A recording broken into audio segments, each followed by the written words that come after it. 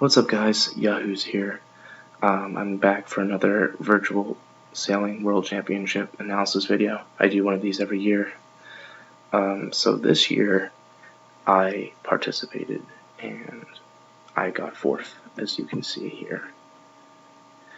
It's about what I expected. I was hoping for like top 3 this year. Unfortunately couldn't do it, missed by 1 point. Right. As you can see, past last year's champion, Disruptor, won. Good on him. Cheetah, I kind of expected him to do well. Zagaya was sort of kind of a wild card.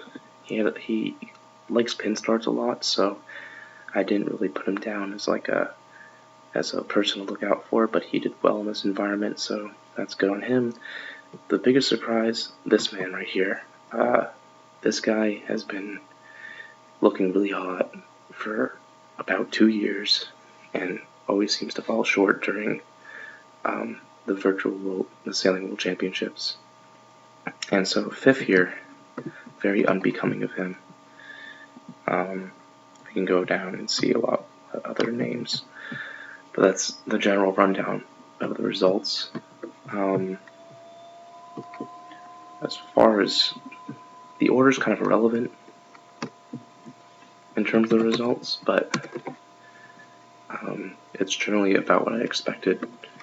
A lot of the top guys at the top, all the middle guys sort of straggling behind, and then the guys that barely qualified are all in the back, so pretty predictable results overall.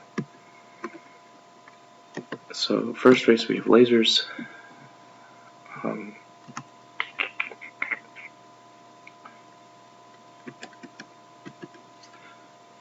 Now immediately what I'll point out here is, notice this current. It's much greater out here than it is over here. Right now we have like a little bit of a left shift, 7 degrees left, as you can see here. And the wind's kind of evenly distributed, but there's a lot of it, so there's a lot of potential for shifts in the future. So we'll see how it plays out. If I recall correctly, I try to start middle this race, and I wind up doing well, but I'll see.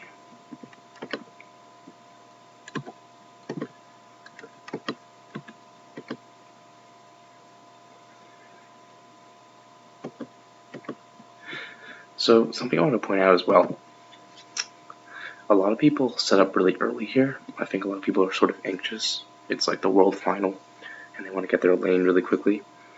It's something I don't necessarily agree with, especially in today's meta, where a lot of people want to sort of get lanes early and sort of be trapped in that lane and not plan for any drastic changes that might occur on the course. They kind of just sort of decide their fate at 1 minute. I've sort of adopted this thing where I sort of try to pick and choose my lane at 30 seconds with mixed results, and that's something I tried here. So right now I'm sort of gunning for the boat for multiple reasons. One, because the wind is sort of fading left, so I'm thinking the remaining wind's going to be right, plus extra current. I don't really care that it's shifting left a little bit. I'm sort of trying to go for this boat, mid-boat area.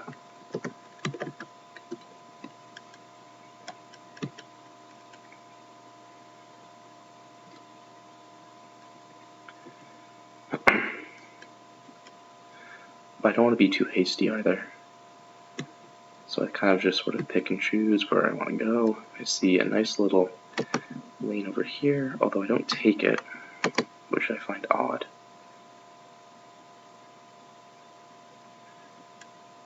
Okay, well I see a bigger lane over there.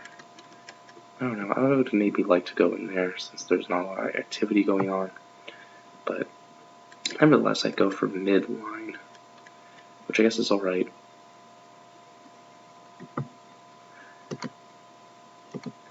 Now I don't like this a lot.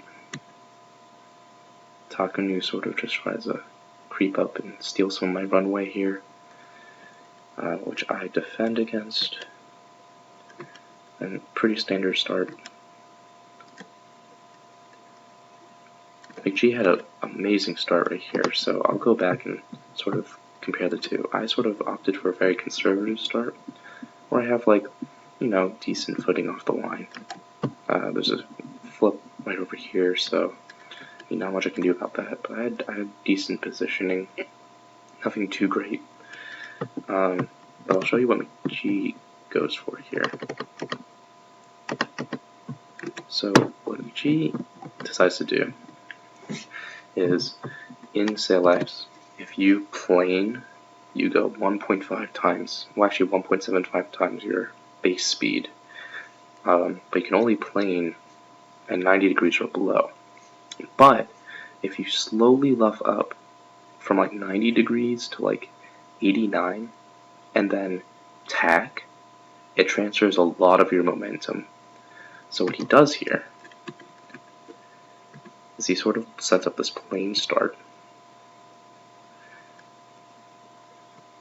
whereas pretty much as soon as go hits, he picks the spot, has nice control of it, and sort of bounces his way through. This is a very good start by him. I thought he was going to win the race. We all thought he was going to win the race, but his biggest mistake, I think, was that he tacks out too early here. Which we'll show later, but I want to go back to me because, as the situation's developing, things don't look very good for me. A lot of these left guys are gaining on me.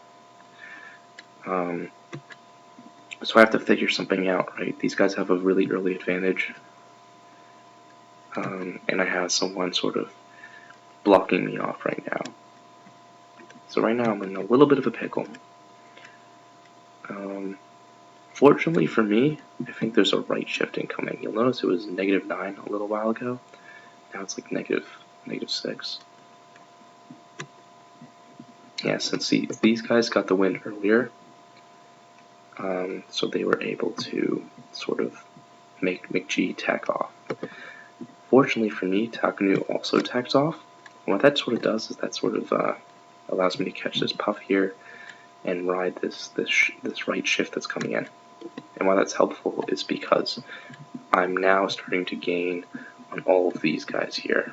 Not these guys necessarily, but all of these guys. And even though it's starting to like sort of shift back and forth now, I'm also in better current continuously.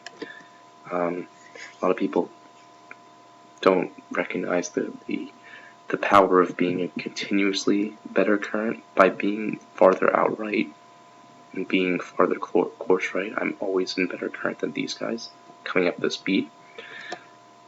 So I am making continuous gains on them, which is very reliable, especially since current on SailX never changes throughout a race.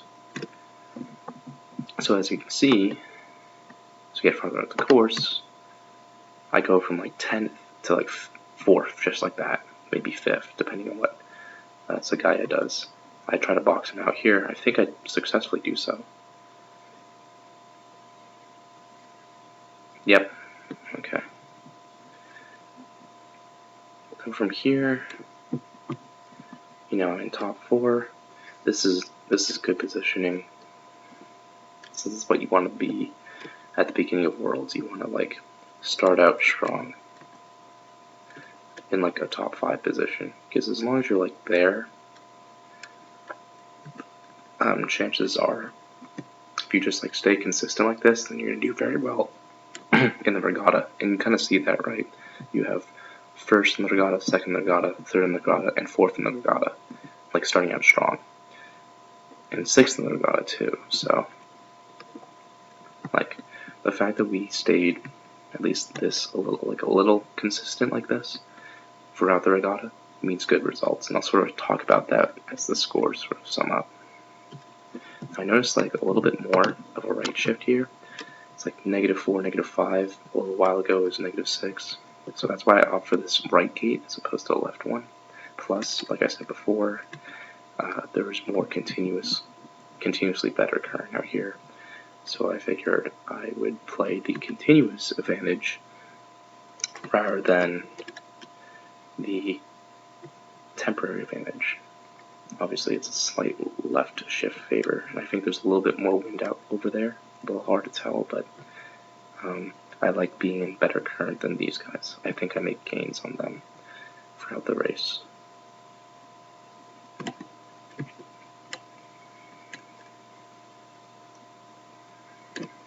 So as we go up the beat,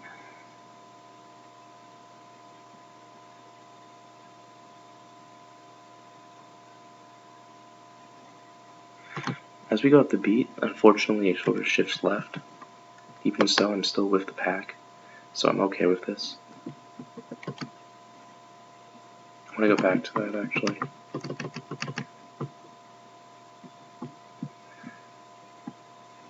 So I hate being in that position when you're the port boat and you have to duck incoming starboard boat. Really advantageous to McG here. But right now I also have room on Zagaya. Like, he can't attack without breaking rule 15 on me. But does so anyway. Very selfish of him. I think he'd tease this, actually. After I tell him. Or before I tell him. A little slow on that. Frenchman testing my rules knowledge, of course. Now McG and Disruptor are starting to sort of battle each other out here. I like this a lot. If I just steer clear here, at least one of them is going to slow down. And believe it or not, it's Disruptor, and who sort of breaks plane, so I go and promptly pass him. Thank you, McG. And finish the race in third.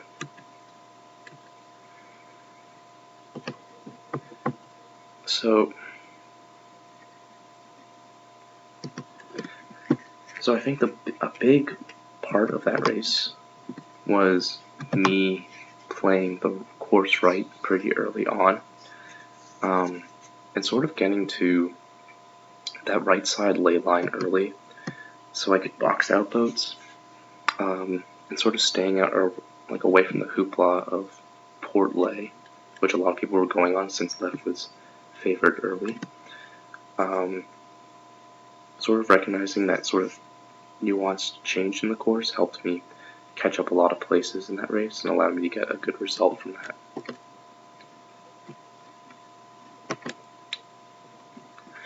The second race, I believe, was kind of a disaster, if I recall correctly. At least for me. I think for everyone as well.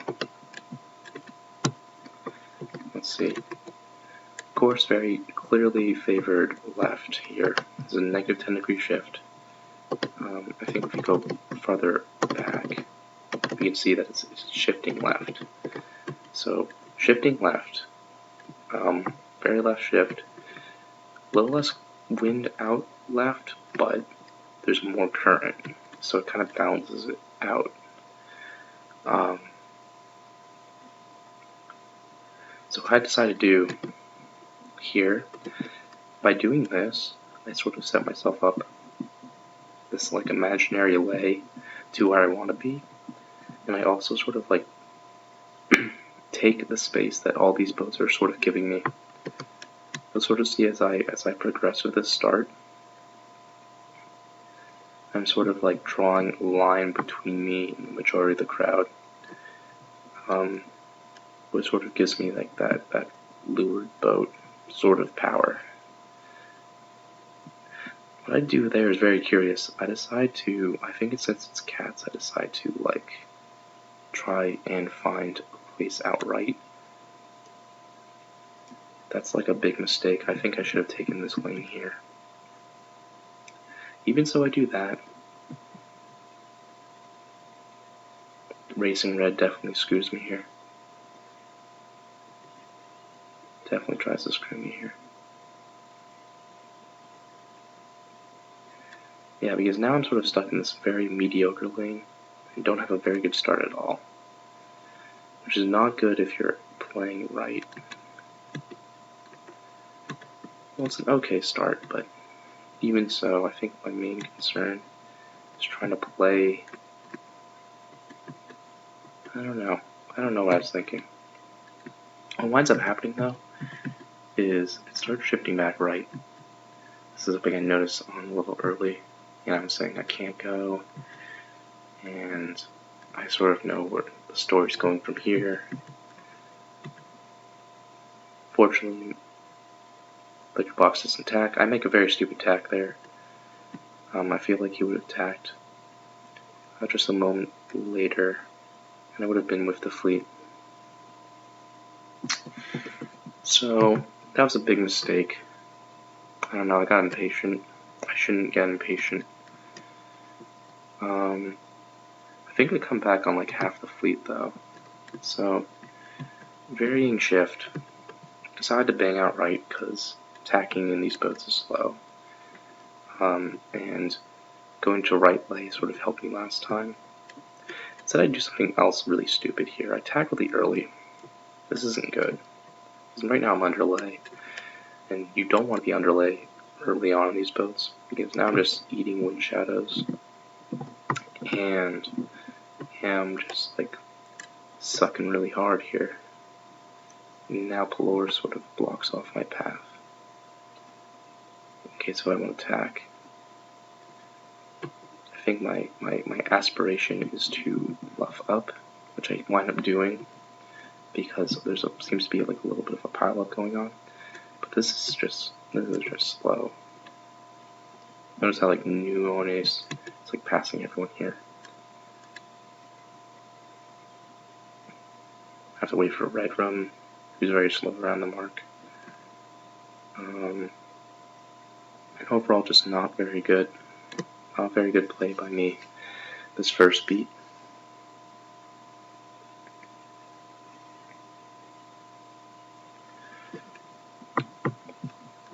So obviously more wind out right.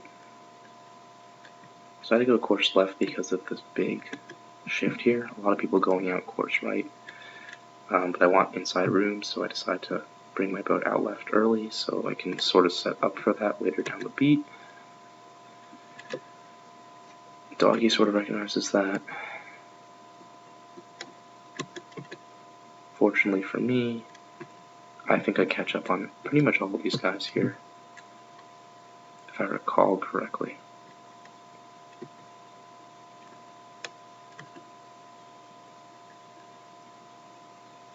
Well, not all of them, but you get the idea. Not Doggy, at least.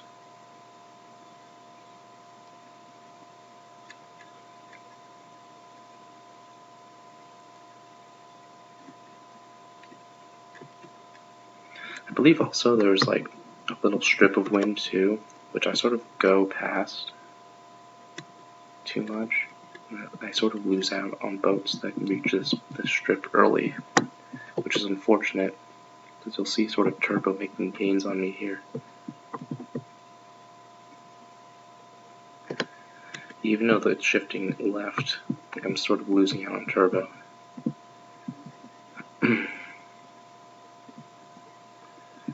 This is kind of a tricky situation here.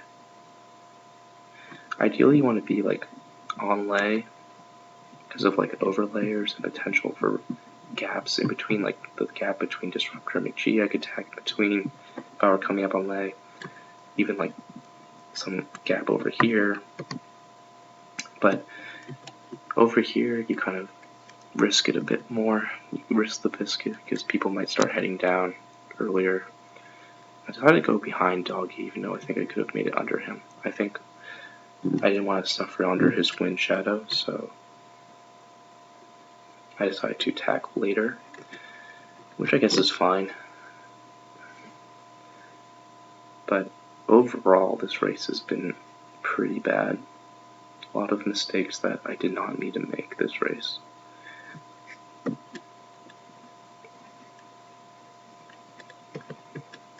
And I think I foul someone later on the beat. Yeah, Turbo kind of just holds me out because he can. But I still beat him. Not a very good race overall. That was what I thought would be hopefully my drop. Now, this race, we got skiffs. we got like the same sort of current layout. A little bit of an interesting win setup too. Like we got this like inline center here, but nothing much out left or right. But there's a big left shift, and skips you can definitely tack over boats. So the game plan is to definitely try to set up left. However, this is Worlds meta, and what I mean by that is that everyone's going to try to set up left. You can already see that Doggy, Sagaya, Cheetah, Pixel, Disruptor, all these good guys are like fiending left right now. Disruptor is setting up deep. So I want to go like mid left, like even mid, just to anticipate a lot of pile up. Because in worlds where there's a lot of tension, that's bound to happen. And that's exactly what I do. So I'm sort of just, I play this strategy where I sort of come in later.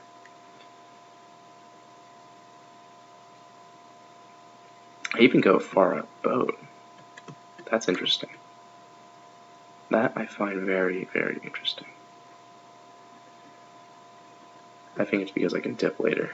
So I find a little nice spot, like aside from Vinko. My only issue here is Takanu. Takanu could really screw me over if he wanted to. Sort of decides on it, but it's a little too late.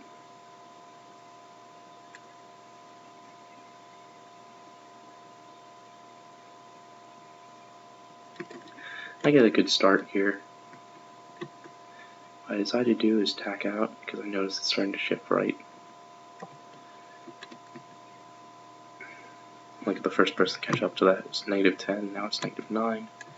We got some slower starters sort of tacking over, but they don't have a lot of speed. Still continuously shifting here. The current difference is not particularly big either. So only Doggy and maybe Zep are beating me right now. Like once it starts to get to -5, I decide maybe it's time to attack back. I just want to make sure I'm covering not Ainsley first and getting much of this right side as I can. I think I have the lead until Doggy decides it's time to tack. I should have tacked right here because it's right shift here. Now I'm stuck behind Turbo, and Turbo doesn't like me, so he's gonna do everything in his power to not tack away, because why would he? Even though not Ainsley is clearly gaining over here. So I get sort of stuck. I don't like this position, mostly because if I dip, I go in his wind shadow, and I can't tack because Moby. This is just really slow. I don't like being in these kind of positions. Moby tacks, so I tack. And guess who tacks right away? As soon as I tack, without fail, you know. Can't be a coincidence at that point. Red Drum is a huge threat over here, but he tacks over, fortunately. This could have been really bad if he decided to hold us out. Unfortunately, he's a stand-up dude. Decides that violence is not the answer, unlike Turbo Laser. I like this position here because no boat's to my left, so I can just basically push people out until I need to and compensate for this current here, which I do.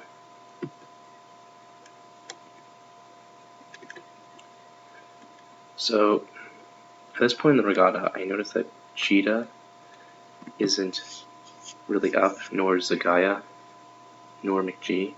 So I'm like, okay, these guys are having a drop. So really it's me and Disruptor. Disruptor's sort of the other consistent dude, so I'm just like, I'll try to just keep in his range, just try to play it consistent, and let the last race sort of solve everything. Because these guys are having a bad race. Now I notice a big big right shift, right, which is really good because I took right, course right. Disruptor has to go for this wind shadow, so he's being slowed down. Things are looking really good. Turbo, don't know why he decides to go on that gate. That's really not good. So I take the right gate, obviously, because we got a right shift going on now. First in the regatta. And now I'm in third. So I go from like really good to okay to like better than okay. Pretty much throughout this race. But the idea was I sort of decided to have a good start. I had options off the line, which I always like. And why I always like that is because potential for that right shift, which happens more often than not off of a left shift initial condition. Right shifts are very common after like left shift starts, if you know what I mean. So playing the odds a little bit there, and I wind up in a good solid position as far as worlds go.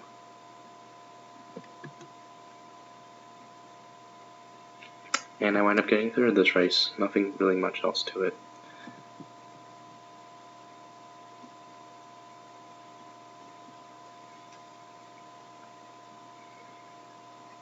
Okay.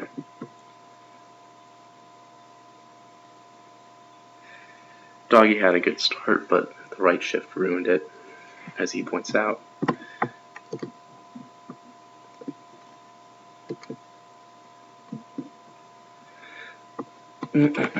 This race we have bigs, lots of current this race, but as you notice, there is less current out left, so lots of people are going to be gunning out left despite a shift. Boats that are going to try to control on starboard are going to lose out to boats simply because of current. So lots of people are going to be vying for the pin, but also there's going to be a lot of people trying to do like an over the line start, which I try, but to no avail, and I'll show you why that is.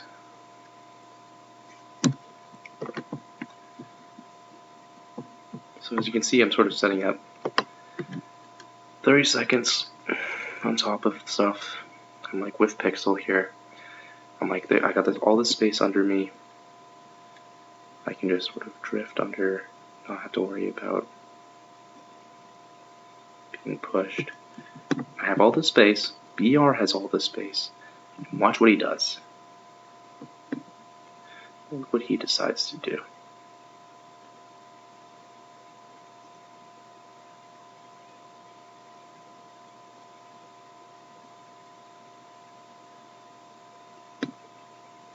He dips under me, and admittedly, yeah, I do have to spin twice this race. You know, not a good scene. But, you know, it's like, it is what it is, you know. And then we bicker a bit. Not a good race for me. So I'll sort of focus on other people here. So Doggy has a good start. And is sort of controlling, but especially since he got this like stagger up here, Doggy's pretty much in a controlling position, so as long as he holds, smart of him sort of to go further out so he is in less of a disadvantageous position. Once Polaris attacks though, it kind of releases everyone, but since bigs are so slow attacking, it doesn't really matter. He still has control, attacks over, and then pretty much wins the race in this position. But as like I said though, these guys are making really big gains on Doggy despite that. I do believe Doggy just had the better start, or at least a good enough start to hold them off.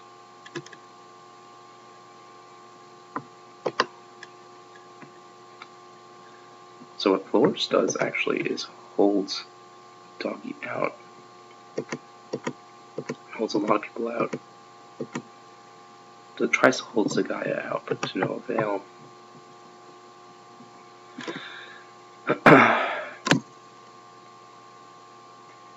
kind of loses out. I think it's because he was so focused on taking those guys, overlay, but Pelorus waits a while to make that spin.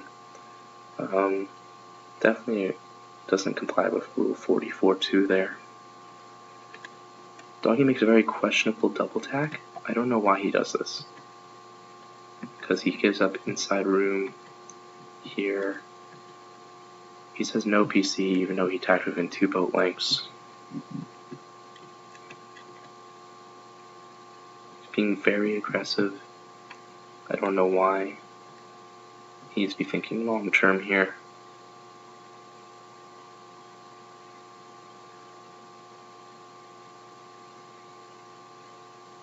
I wouldn't have tried to fight with Reed, but I guess he was just being aggressive with a very passive person. Now that I want to actually go back to that. I want to see what Sagaya does with that spin. So he does the correct thing, especially in bigs. When you're heading upwind like that in bigs, the correct way to spin is to do the tack first. So that way, when you're coming back, he'll sort of trim in his sails here. He gets lots of momentum, then pretty much builds himself back up to like full speed-ish, as opposed to like doing the jibe first and then making a very slow transition out of the tack. So yeah, spinning like that, spinning starting with the tack is definitely faster in bigs going upwind. And Zagaya does that sort of thing. I want to make a video later sort of explaining these kind of nuances on SailX that drastically improve your game, like that one. Even so, Zagaya kind of has to wait until Doggy goes here. I think it's because Doggy had a little bit of momentum coming around that mark, so he was able sort of to catch up to him.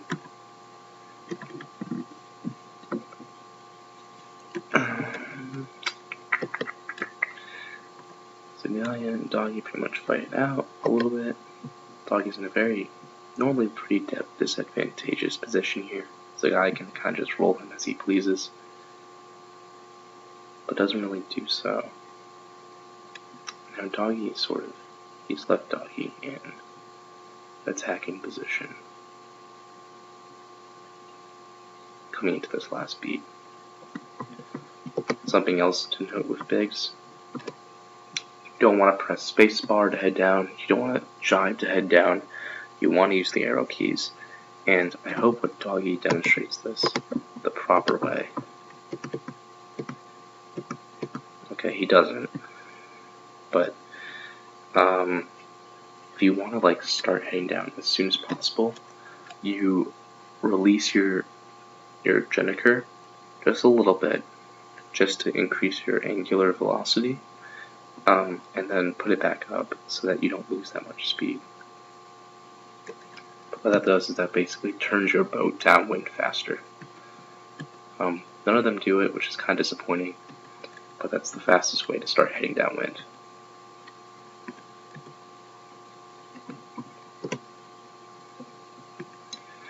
So that kind of sets up. I got, I think, 19 points going to this last race, and I'm thinking, okay, Disruptor has 12 points, Cheetah has 3, 12, 19. Cheetah has 10 points, and I'm unable to catch him since he's already got 19 locked up points. Zagaya has 15 points. Doggy has 15. He doesn't have 15 points at this point. He has 17 points. And McG has 13 points. The gist of this is that at this point there are too many cooks. And what I mean by that is that, like, if I try to focus on someone, I would be wasting my time because I'm not sailing fast, and not doing the best I can here. And plus, I'm already behind because of these 2 bad races. So my goal is to just like get a solid finish and try to finish out the regatta as strong as I can. But I also want to play it safe, because in teams races, the start gets really hectic, especially at Worlds. Yeah, a little bit of a left shift here, a little bit more negative current out on the left. So I decide to try to set up right, casually let these guys fight it out here. And this is where my strategy of setting up a little later really comes into effect.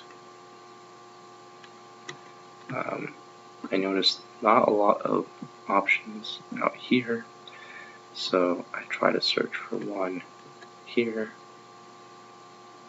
Vinco kind of steals that one. I notice right away that Liquor Box is struggling right here. So what I do is tack right in front of him, tack in front of Polaris, get a little bit extra, and I like this lane. It's about the best I'm going to get. Plus I have BR who tries to shark me. You know, he was trying to shark me because he was mad last race. But he's unable to and sails off meekly. Still gets a decent boat start though. Unfortunately, I get punched at by Zagaya at the start, even though I had like a decent lane. Like I said, these starts get really hectic. So basically what I wait for here is for people to tack off, because it's better than being in Zagaya's wind shadow. Obviously there's a right shift coming, so that helps out these guys a lot. Fortunately for me, Zagaya sort of tacks off, and a lot of people sort of tack up to try to catch this fleet here, which sort of opens up a few doors for me. I have to tack to avoid Salia, but there's a tack duel that kind of ensues here. My best option winds up being having to sort of sail after this pack here, just to maintain position.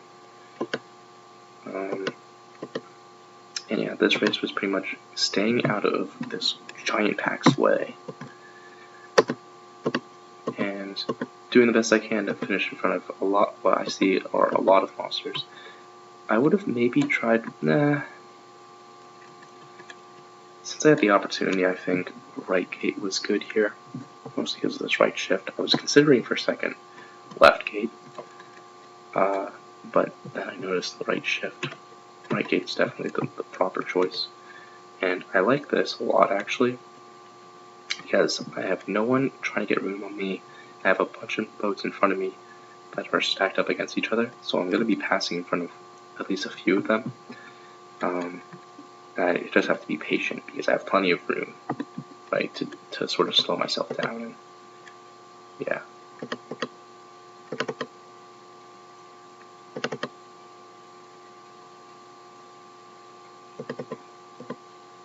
I do so.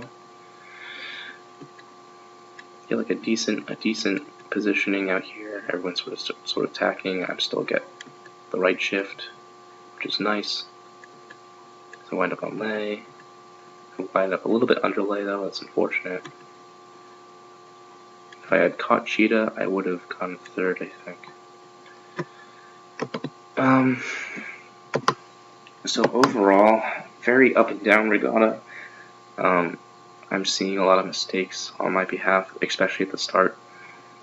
I think, setting up, trying to zoom out a little bit in terms of setting up on the line would have been very beneficial for me. Maybe setting up a little bit early, committing a bit more, trying to set up around where the top guys would be, just to stick close to the biggest threats in the regatta, but not too close as to start fighting them.